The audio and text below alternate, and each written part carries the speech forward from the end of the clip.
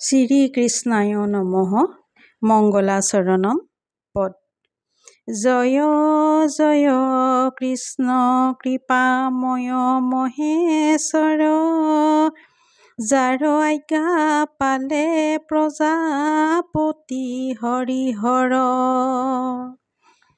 কোটি কোটি ব্ৰহ্মাণ্ড স্ৰজন্ত যাৰ মায়া, জয় সনাতন নিত্য নিৰঞ্জন কায়া।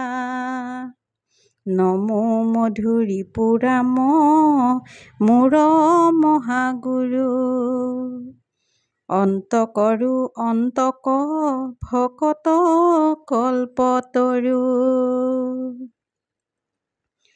আতিপাত কিউতৰে যাহাকৈ স্মৰণে, কৰো নমস্কাৰ কোটি কৃষ্ণৰ চৰণে।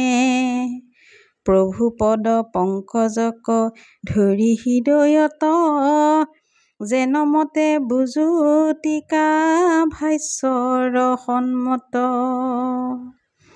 কৃষ্ণৰ আদেশে আমি হৰ্ষ দীৰ্ঘ ছন্দে, বিৰচিবো নৱসিদ্ধ কথা ক প্ৰবন্ধে। বিৰচিবো নৱসিদ্ধ কথা ক প্ৰবন্ধে। অসমীয়াত অনুবাদ কৰা গীতাখনৰ পৰা কিছু অংশ আগবঢ়ালোঁ। অৰ্জুনে কৈছে, শ্ৰীকৃষ্ণৰ চতুৰ্ভুজ মূৰ্তি যেতিয়া তেওঁ দেখা পাইছিল, সেই সময়ত অৰ্জুনৰ বাক্য আছিল, হে বিশ্বৰূপধাৰী বিশ্বৰ অধিপতি, সৰ্বত্ৰে বিস্তাৰিত আপোনাৰ শৰীৰ, বহু বহু বাহু, উদৰ, মুখ আৰু নেত্ৰ অন্তহীনভাৱে মই দেখা পাইছোঁ। কিন্তু আপোনাৰ আদি মধ্য আৰু অন্ত মই হ'লে দেখা পোৱা নাই। ময়েই সকলোবোৰ আধ্যাত্মিক জগত আৰু জড়জগতৰ উৎপত্তিৰ উৎস। সকলোবোৰ মোৰ পৰাই উদ্ভৱ হয়। যিসকল জ্ঞানী লোকে এই কথা ভালদৰে জানে, তেওঁলোকে সৰ্বান্তঃকৰণেৰে মোৰ ভক্তি আৰু ভজনা কৰে। মই সকলোৰে হৃদয়ত অৱস্থিত। মোৰ পৰাই সকলোৰে স্মৃতি, জ্ঞান আৰু বিস্মৃতিৰ উদ্ভৱ হয়।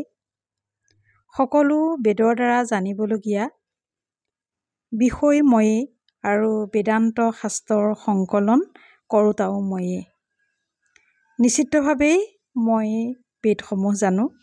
আৰু শ্ৰীকৃষ্ণই কৈছে, কলিযুগত মানুহে মোৰ দৰ্শন নাপায়।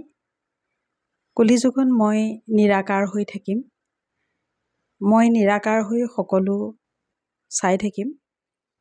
আৰু যিজনে অতি শুদ্ধভাৱে শুদ্ধ মনেৰে মোক স্মৰণ কৰিব, ধ্যান কৰিব, তেওঁৰেই প্ৰতিটো বিপদত মই সহায় কৰিম। চেনেলটো ভাল পাইছে যদি লাইক, শ্বেয়াৰ, কমেণ্ট আৰু ছাবস্ক্ৰাইব কৰিবলৈ নাপাহৰিব।